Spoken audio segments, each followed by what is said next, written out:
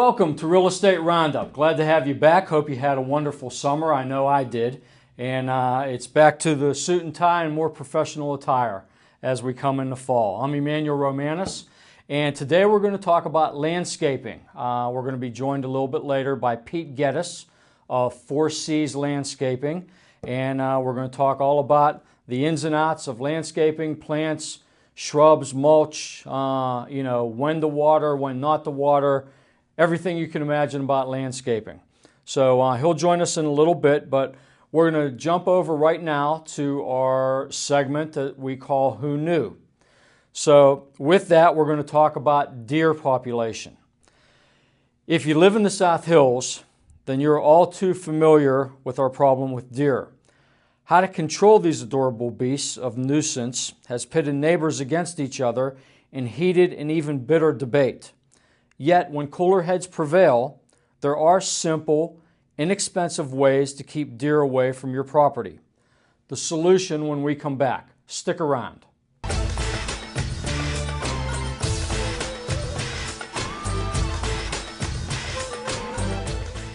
Hi, my name's Jim Corns, and this is John Bauer, and we're paramedics with Tri-Community South EMS. This year, EMS Week is May 17th through May 23rd. Tri-Community South EMS would like to use this week to start our campaign on distracted driving. Distracted driving has been called an epidemic. Unfortunately, many of us drive distracted. So what is distracted driving? It is driving while engaged in any activity that could divert a person's attention away from the prime task of driving. Texting, making phone calls, putting on makeup, reaching for objects, changing the CD or radio channel is part of an endless list that put us at risk. The following statistics should make each of us think about making changes in the way we drive or ride in a car. In 2012, over 3,000 people were killed and 421,000 were injured as a result of distracted driving. In 2011, it was estimated that a typical daylight moment, at least 660,000 cars were being driven by drivers using handheld cell phones. 40% of teenagers have been in a car with a person using a cell phone while driving in a way that put others in danger. Driving while using a cell phone reduces the amount of brain activity devoted to driving by 37%. Change the way you drive. Speak up for your safety. Drive without texting or talking on your cell phone. Make calls or texts prior to driving. Pull over to a safe location to text or check emails. Stop texting or talking on cell phones to others that are driving. It all starts with you. In honor of EMS Week, Tri-Community South would like to thank and recognize our staff for the work they do in keeping our community safe.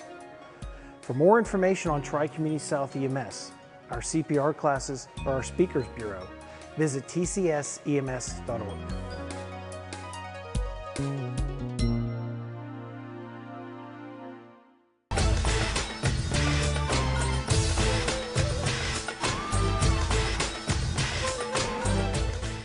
Welcome back.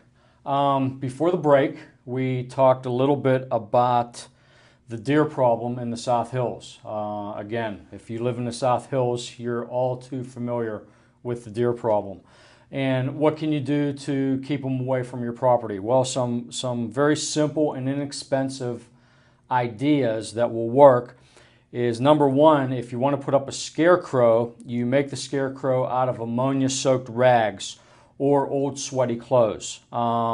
Either ammonia or your perspiration is very good at repelling the deer, so that'll work very well. And I know you have some old sweaty gym clothes laying around that you probably don't even wear anymore, maybe even forgot about them, so that'll work perfectly for that. The more pungent, the better. Again, deer don't like it, so if they smell you or ammonia, they're going to stay away. So, load it up. Another thing is deodorant soap. If you hang deodorant soap around, for some reason, and I don't know why, but it does work, deer don't like the smell of deodorant soap. So again, these are all household items, very easy to do, very inexpensive. If you want to keep the deer away from your property, that's how you do it. Again, all these different odors repel the deer. Okay, joining me now, as I told you at the top of the program, is Pete Geddes. He is the owner of Four Seas Landscaping, and I'm sure this is something that's near and dear to everybody's heart, whether you are, pulling weeds or you are taking care of PNC Park. Landscaping is all about that. And Pete, welcome to the program. Thank you. And you're going to tell us all about landscaping. Now, let me start off. Four Seas. Yes. There has to be a story behind that. How'd you come up with that name? It's after my 4 children. Oh, okay. And they're all C's: Carolina, Courtney, Cody, and Connor. Makes perfect sense. Fantastic. Good for you. What are the ages? My oldest is going to be 17. The other one will be 15 in March, and then 11 and 9. Oh, geez, you have your hands full. Yes. Are they out there landscaping with you or not yet? My son, my oldest son, normally goes out with me. He's been out quite a bit. But the girls, they once in a while will go out as well. That's cool. That's awesome stuff. Well, let me start with I guess the most basic question. At least for me, it's very basic. Watering plants. Yes. I know at least for me, I have a tendency to overwater, and I notice the plants will wilt. Is there a rule of thumb about watering plants? Yeah, I typically tell customers, if you're planting something this time of year, you really have to make sure that, like you said, either keeping up on the watering or watching overwatering. I typically will tell the people instructions of how long they should water. So if, depending on what kind of plant or a tree that you're putting in, normally you're going to water for about 3 to 5 minutes on a tree. Mm-hmm. Just let it soak down the stalk and really soak into that root ball. And a lot of other times you can really tell if you plant something new that the leaves start to curl on them. Mm-hmm. So if you start seeing curling, then you're not watering enough. Okay. It's hard to really tell if you're overwatering, but sometimes you can start see some hard wilting, possibly from overwatering. Okay. Leaves will just start dropping off. Okay. Now, when you plant something in the ground for the first time, obviously read the directions. But is there? Can you plant something too deep, or what? Is there a rule of thumb there as far as you have that ball of a base? Should some of that be sticking up? Should it all be in the ground? Is there a rule of thumb there as well, Pete? Yes, you should actually leave about 1 inch to 1.5 inches of the plant out of the ground. So you're talking about the dirt part? The dirt part of the plant. Okay. So if you got something that's in a pot, right, when you take it out, obviously in a lot of the places around here, there's a lot of clay. Yeah. So my recommendation would to bring in some fresh topsoil with manure. Okay. And pack that base in there pretty good. And then on the top, you're putting about 3 inches of new mulch on top of that. And the reason why is because that mulch is helping hold that moisture when it does rain or when you're watering. It'll help hold that moisture. If you put the dirt back over what you've planted, a lot of times that water takes a lot longer to get through dirt than it does through the mulch. Okay. So actually then if you don't do the mulch, the water can just be running off and you're not doing any good for the plant. Correct. Okay. And then I've also heard that there are times of day that are better than others for watering plants. Is that true? Yes. I mean, when I'm driving around and watching people at this time of year watering their lawns, basically you're doing nothing with this heat. Okay. Normally this time of year, our average temperature is also around 78, 79, and we're in the 90s. So we're 12 degrees above. But you should never water midday. Okay. It's not doing anything for your plants or your grass. What's just happening is everything's evaporating quicker. Right. Water late night, anytime after 7 o'clock. That's what I would recommend. If the later or early morning, if you're getting up, getting ready to go to work, and you want to hurry up and turn the sprinkler system on, do it before it gets to the peak where it's starting to get too hot, where the sun's coming up and it's just evaporating everything. Okay, got it. You had mentioned about grass, and let me dovetail into that right now since you brought it up. I know with my grass, there's all kind of garbage growing in my grass. It's not a nice carpet that you like to see. Now you hear, you know, all these different products, weed and feed products and dandelion killing products, and, you know, stuff that you sprinkle on, spray on, all that other stuff. Is there anything out there, you know, that the average person could just go by without calling a professional landscaper? Obviously, you guys have the tricks of the trade, but is there any type of basic lawn care maintenance to help give you that carpet-like effect? Well, this year's been extremely tough, obviously. I mean, we've had 13 inches of rain in June, and then it's like you just shut it all off. Yeah. So there's a lot of problems that's going on. You know, even though that you have probably put a weed and feed down on your lawn for dandelions or crabgrass, Doesn't seem to be working. no, and it's almost like having a 25-year-old Olympic athlete, Okay. cross-country runner. You know, if you're not hitting that 2 to 3 times, just because of how warm it is, it's thriving off of the heat. Okay. There's a lot of problems with chinch bugs, the grubs. Once we start getting some rain, the grubs are going to take off just because people have already put a grub treatment down. That doesn't mean anything. And Okay. that treatment, if you put it down in early, say you put it down in early May or June, that product is already broken down because of how hot it is. Okay. You know, typically down south, they will do 2 treatments of grub control. So with the heat that we've had, that product is already broken down. Okay. And like I said, with fall right around the corner, we're Right. going to end up having a big push with grub damage. So you could possibly put another treatment down. So it sounds like consistency is the key. Yes. Okay. All right. Now, as far as planting things around the home, obviously different times of year call for different types of plants and things of that nature. Can you give us an idea? And I know it could get very complex. You probably get into things that are, you know, country clubs and what have you, that they really go into detail. But again, for the average homeowner, what are they looking at? You know, when should you plant what during different types of year to just keep your house looking nice? Right. What do you recommend? Well, you know, obviously you got to look at the deer population. You know, obviously Yeah. you talked about that in earlier, and I always try to look at deer-resistant plants. Okay. And obviously, you know, there's never a complete 100% Sure. deer-resistant.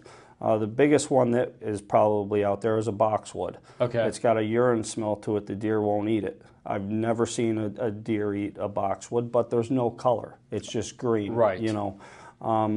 So I always ask the customer, are you looking for color for the whole year? Are you looking for early spring, going into the fall, or do you want to have consistency through the whole time? So either you're going to look at annuals or perennials. Before you continue on, explain the difference between the two, because my wife tells me what to plant. I dig a hole, I plant it, but quite honestly, I have no idea what the difference is between plants. If it looks pretty, it looks good, but other than that, I'm clueless. Yeah. Well, perennials, you have color with them. Okay. They'll come back every year. You can trim them down low enough. Excuse me. You can trim them down low enough, and they'll come back, and you'll have that same color for next year. Okay. Annuals are like begonias or periwinkle, which is also considered vinca. That's a deer-resistant plant, but it will last you all year long too. But you have to replace it next year. So Okay. the difference is, you know, you can put geraniums in. You know, some of those kind of types of plants that you can get at any of the nurseries or Lowe's or Home Depot. Okay. Okay. Now, and I cut you off, and I'm sorry, but I didn't want to forget when you were talking about annuals and perennials. But you were talking about different plants at different seasons. Yes. So can you continue on that? You know, what's good? We're coming up on the fall. What's good to put in now as the fall is coming? Well, at this time of year with the fall coming, I mean, there's you know, I would recommend probably burning bushes because Okay. during the year they're green, but going into the fall they got that bright red color, and they're really nice when they transition. So Okay. you know, a lot of people are like, oh, but they're green, and yeah, but once you get into the fall they start turning red, and that color of that leaf is just unbelievable. Makes up for the summer. Yes. Or you can this time of year cone flowers. Okay, yeah, I've the heard of those. Deer resistant, and there's all different colors. And what's nice is if you don't cut them at the end of the year, a lot of times they'll reseed themselves. So Okay. you'll have a big grouping of those. Usually daylilies will come back up again. They come up twice a year. Normally not this late. They're probably starting to die off. Okay. Okay. But there's so many different types of plants. You got the Latin name or the common name. I just want to name a couple because Sure. if you get into it, you could be here all day talking I guess it really about. depends on what the customer wants, and Yes. you know, high plants, low plants, different colors, things of that nature. Yeah. Now, are there as far as maintaining the soil, and I'm thinking specifically if you have a hillside, Yeah.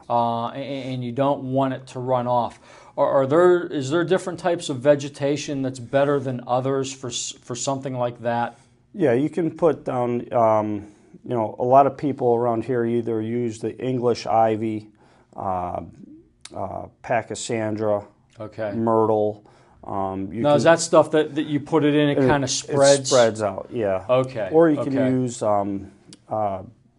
blue carpet junipers. A lot of your junipers that will climb out, you do groupings of 10 or 12, Right. depending on the size of the hillside. Okay.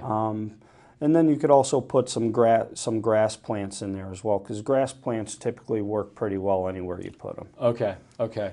Let me switch over to trees, and this is from personal experience. When I bought my home, it was completely lined around with elm trees. It was very secluded, very beautiful, and over the years they got what I understood as elm disease, and they all died. Now I want to do that again. I want to line my driveway with trees. Is there a type or types of trees that you would recommend that are better for something like that? Because I don't want to do elm again. Right. And again, with the deer, what would you recommend for something like that? It's all depending on how high you want to get. Well, I don't want a 50-foot tree because right. then we have to cut it down again. Exactly. What I would recommend is they're called green giants. Okay. They look like an arborvitae, but the deer don't eat them.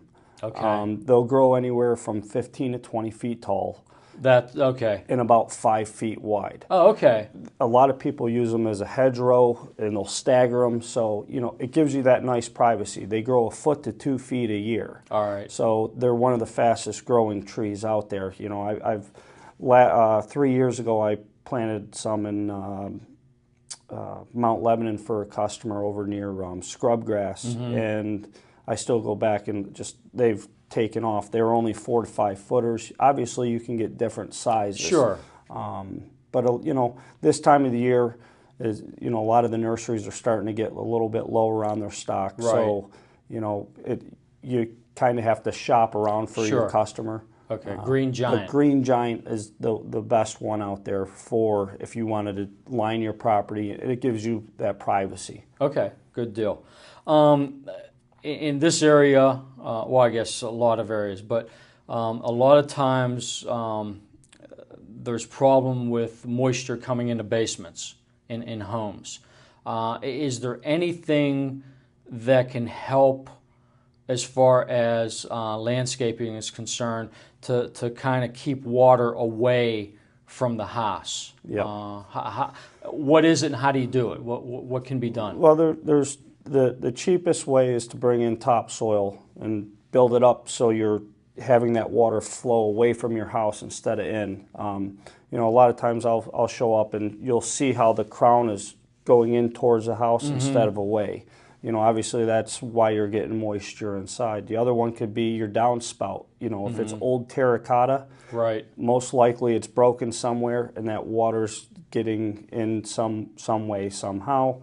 So you can divert that and just put a, you know, depending on where you're living, you Okay. can divert it and just, if you have to put a surface one for now, do that. And then you also can put a 2-foot surface French drain around your house to help prevent, if you're Right. on a hillside that it's coming down, you know, you might be able to even put some, we call it, in landscaping, I call it trees.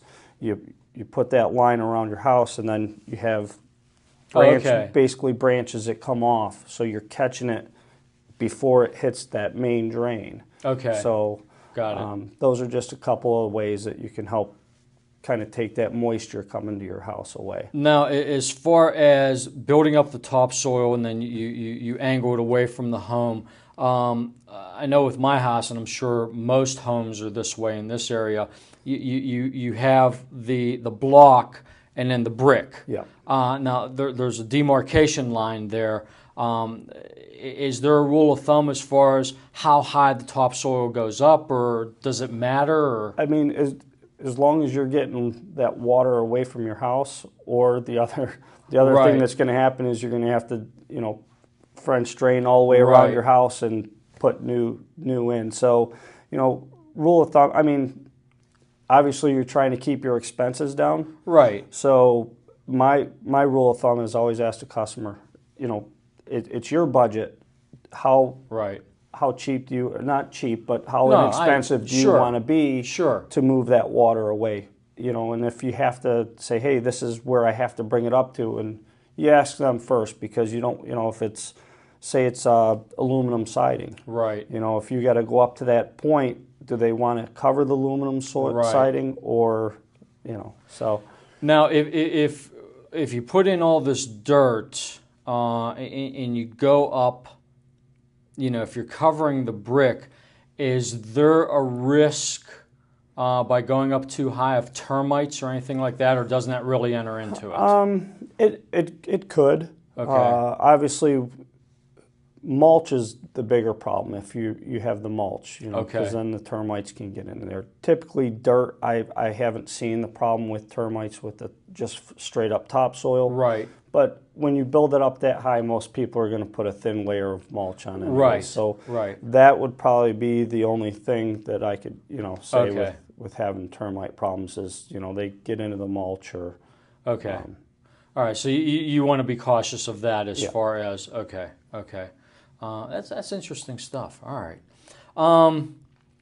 I'm trying to think. We covered different areas. Now springtime is usually the big push for landscaping. You're coming out of winter. You want to see things nice and pretty. And Yep. what's usually the big thing that people put in the springtime? Believe it or not, that's a lot of planting. Okay.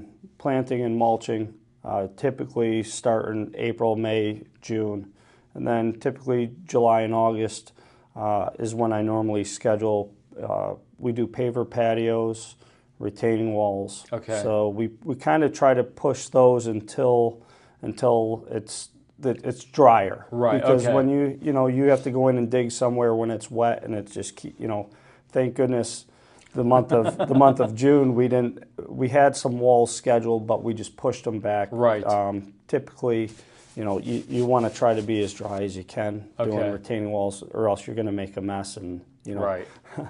But that's I usually start cold calling all my old customers. Okay. Going into about the middle of March, depending on what the weather is. Sometimes I'll call in February. Right. Right.